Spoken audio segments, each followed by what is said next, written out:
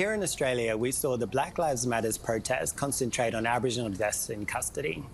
In the Northern Territory in June 2019, the ABS told us that 83% of the total prison population was made up of Indigenous people. With the elections of the Northern Territory government coming up in August, does the current Gunner government accept that the rates of incarceration of Indigenous people is unacceptable and the current justice system creates pathways to prison for Indigenous people? Well, on that note, I'll bring in the Northern Territory's Chief Minister, Michael Gunner. Good evening to you. Thanks for joining us live from Darwin. How do you respond to that question? Well, it's not good enough. It's a national shame, and it's definitely a shame here in the Northern Territory. No one's born bad. No one's born to do the wrong thing. It's not defined by religion or race, and the overrepresentation of Aboriginal people in our justice system, in our jails, is not good enough. I was born in the Territory. I grew up in Tennant Creek and Alice. Kids I went to school with, in jail, dead, chronic illness, unemployed. Some have gone on to success, but many haven't as well. It's not been good enough, but I got elected to try and break that cycle, to make a difference. It's not going to be fixed by next week's Q&A. It's going to take a lot of work. I am prepared to do that work, and we've got to go back to the things that really are leading to this, and that's the overcrowding in public housing. You talked about that a bit earlier. The disempowerment that we've seen. There are things that we can do to change this, to invest in our kids right at the very beginning, to make sure we make a genuine, long-term, meaningful difference to our incarceration rates, because it ain't good enough. On that, when the Dondale Royal Commission findings were handed down, you stood in Parliament in the Territory and said we cannot let this report sit on the shelf gathering dust like so many that have come before. But the Dondale Centre, it was recommended it should be closed by that Royal Commission. Why hasn't it been? We've gone through quite a few sites to try and make sure we found the right one to build the right building, and we're doing that now. It took longer than I would like, but we got there, and we're going to get on with that and make sure we do it. But I think the important thing is we don't want kids to end up there. What we had when we inherited this system was seeing young kids, young offenders essentially going to become adult criminals, and the choices can't be Dondale alone or jail alone. You've got to have other consequences in place that actually break the cycle. So we've spent a long time this term making sure police, before it even gets to courts, or Territory families even earlier in the system so it doesn't even end up with a crime being committed, is having a place for these kids to go that genuinely makes a difference. You know, bush camps, getting involved with the traditional elders, making sure we are doing things, send us to a job, send us to a training, doing things that genuinely make a difference and mean that we don't see that kid commit a crime again. So there has to be options on the table that aren't Dondale. That can't be the only option, because all you'll do, if you do that, is create more adult criminals. OK. Our next question is a video from Emily Anyupa Butcher in Alice Springs. My name is Emily Anyupa. I'm a Luritja Pitjantjatjara Warlpiri woman from Papunya and Yuendumu, west of Alice Springs.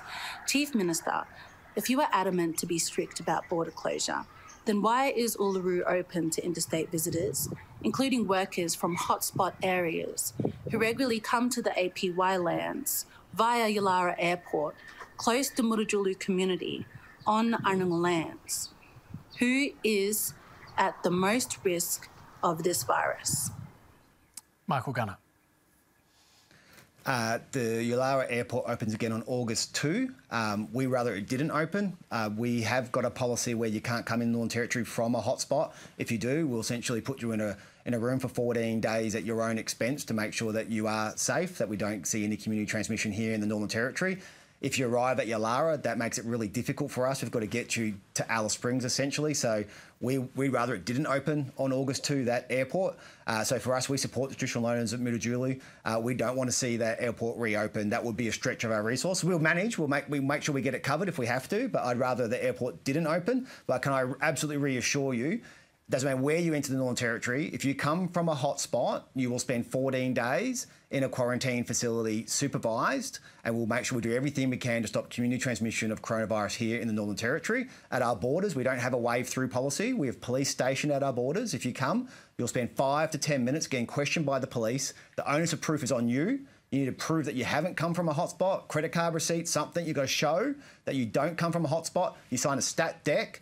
If you lie to us, that's 3 years in jail. So we're going to make sure that we do everything we can to keep Territorians safe and make sure coronavirus does not get here. Can I clarify? Because you talk a lot about hard border controls, but your borders are actually not shut, are they?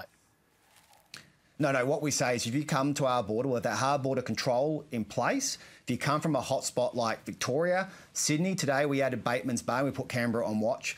We said if you come from there and you want to enter the Northern Territory, you have to go spend 14 days in a quarantine facility that we supervise, and it'll cost you $2,500. That way we can guarantee the safety of the Territory and we can allow people from Western Australia or South Australia, where those hotspots aren't, access to the Northern Territory. There's no public health reason to say no to WA. Margy, Osmond, what do you make of all of these measures?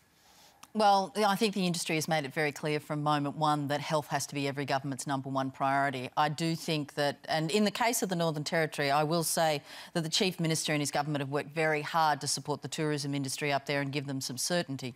I would say to you, though, that this is an issue in terms of that certainty, and I think it's one that there needs to be a decision made on very quickly. In terms of what? Whether it's going to be open, whether Yulara Airport's going to be open or not. And what that's going to look like and how it's going to operate, so that the operators up there who employ loads and loads of local people and generate a great deal of economic outcome for the region know exactly what they're doing. But, I mean, we've discussed tonight, you know, the realities of this suppression strategy that Australia has. There are going to be spikes at various times. Can Northern Territory, given all the very particular circumstances there for remote Indigenous communities, actually open up to the rest of the country? Well, look, I think this is a conversation that the industry and the government had been having, and the indication was that, yes, it would be something that the government viewed very positively. The issue now is giving the industry certainty. Is it going to happen or is it not going to happen? What happens if people go to Alice Springs Airport instead of Yulara? What are the implications of that? And I think it also highlights a problem from a discussion point of view with industry and government, that the ground is changing so quickly under government's feet, they're having to make decisions very quickly. Quite often, industry has almost no notice of what a government has had to make a decision on. And one of the challenges of the future of this process, because we're all going to have to learn to live with it, is how we try and take some of that uncertainty out of the discussion. Michael Gunner, you've got 2 active cases in the Northern Territory, as I understand it currently. Do you call your strategy suppression or elimination? What is it? It was a suppression strategy that led to an elimination outcome, but I think we have to face the reality. We don't know if or when there'll ever be a vaccine. I think we're going to be living with this situation for a year, 2 years, 3 years, a very, very long time. So we have to find a set of essentially health policies that save lives that we can live with for a very long time. And in doing that, we've got to make sure we save jobs all the way through that. I get it, but it's got to be health-driven. You've got to make sure that everyone out there knows that you're doing this to save lives first. That's what gets the public confidence that then leads you to be able to do the things that you need to do to save jobs too. But essentially, everyone out there, every Territorian, I'm going to do everything I can to save your life first. That's my absolute priority. And then as a result of that, as a result of those decisions about saving your life, I then have to work to save your jobs. I get it, but your life comes first to me. You talked about 3 or 4 years. Is that how long you envisage hard border controls in place? We're planning for this indefinitely now. I think we're going to be in this phase for a very long time. How long we might need hard borders, let me just say this. I'll do whatever it takes. If the police have to stay at the borders, they'll stay at the borders.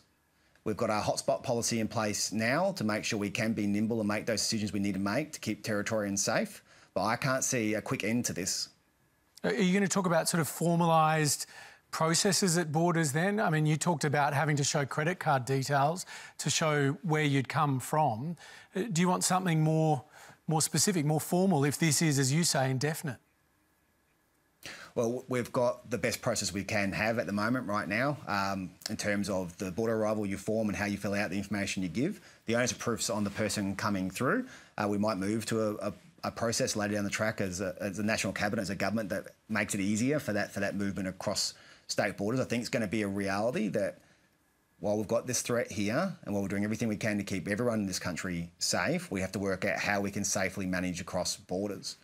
Elfresh, this suddenly sounds a lot less like one united country, doesn't it? Yeah, it's a challenge, isn't it? I mean, I don't envy being in the position of decision makers at this particular point in time. You know, it's really tough having to balance, you know, the expert advice as well as, you know, you know, the economic factors. And, you know, I definitely take what the Chief Minister's saying about putting health first, and I think that's really important, you know. Without people, there's no economy, right? So you've got to put the people first, and I can appreciate that approach. Jodie McVernon, is this the right approach? Look, I think we've recognised the need to try to balance, you know, the public health principles and the protection of the public with the economic implications. And we completely appreciate the absence of certainty. That is a feature of our lives living with COVID, that we just simply can't predict when or where it might come up again. And so this need for responsive, reactive measures is going to be with us for a while. How we can best navigate that, how we can find the things that can underpin our certainties, you know, that's really where we need to work creatively with communities and with, you know, sustained risk mitigation measures to try to minimise the likelihood that these kinds of outbreaks take off and lead to these disruptions. Clearly, we want to be able to have a much more stable and sustainable state. But that is challenging, and looking around the world, you know, Hong Kong, Singapore, all these countries. You're not surprised then to hear the Northern Territory Chief Minister say, look, this is indefinite. We're talking about borders in place for the time being. Look, we don't have a clear exit strategy, and there isn't a clear end in sight. We have a pandemic raging around the world. We see countries that haven't gone for anything like the degree of suppression that we have, and they're reopening their economies due to necessity. And we see the death tolls that accompany that. So clearly that's not where we want to be. It would be wonderful to have vaccines in sight, and enormous amounts of money are going into parallel development of, you know, phase 2 trials and manufacturing capacity with billions of dollars of investment. This is an unprecedented effort to get these sorts of interventions out. But there are no guarantees. And in the meantime, these are the measures that we have, and we have to work out how to live with them.